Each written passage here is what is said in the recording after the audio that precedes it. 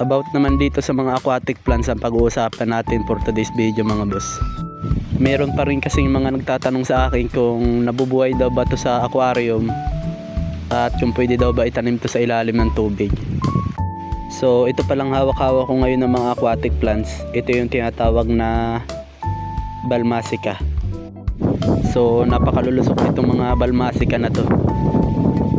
Abot nga pala ito sa ilalim ng sitio ko mula doon sa puno nila. So siguro 1 feet din yung taas niyan. Tapos ito namang mga bilog-bilog na to, ito yung tinatawag na Pennywort. Yung iba tinatawag din tong coin lip. Siguro kaya tinatawag nilang coin lip to kasi nga bilog-bilog at hugis barya tong aquatic plants na to.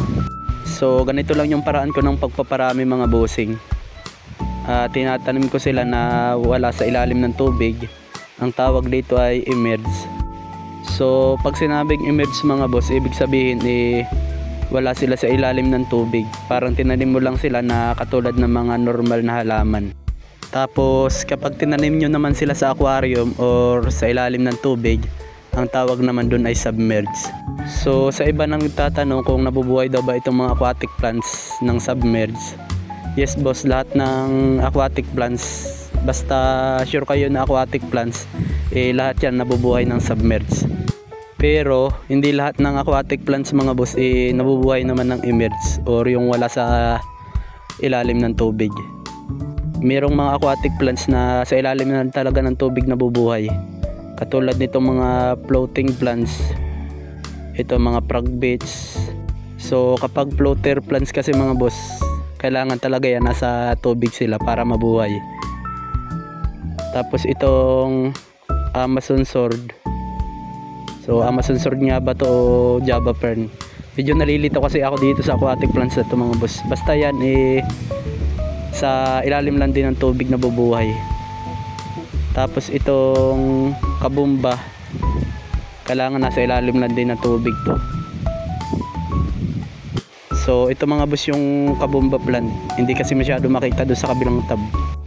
Ayan, nabubuhay lang yan sa ilalim ng tubig. Hindi rin pwede yan mga boss na emerge. Kagaya nitong Vallisneria, hindi rin to pwedeng emerge. So hindi rin yan mabubuhay ng kung itatanim nyo na parang normal na aquatic plants. Kailangan yan talaga mga boss nakalubog din sila sa ilalim ng tubig.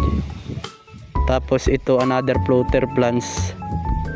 Ito naman yung tinatawag na hornwort. So hindi rin talaga pwede yan na itanim ng emerge. Kailangan nasa tubig lang din talaga sila.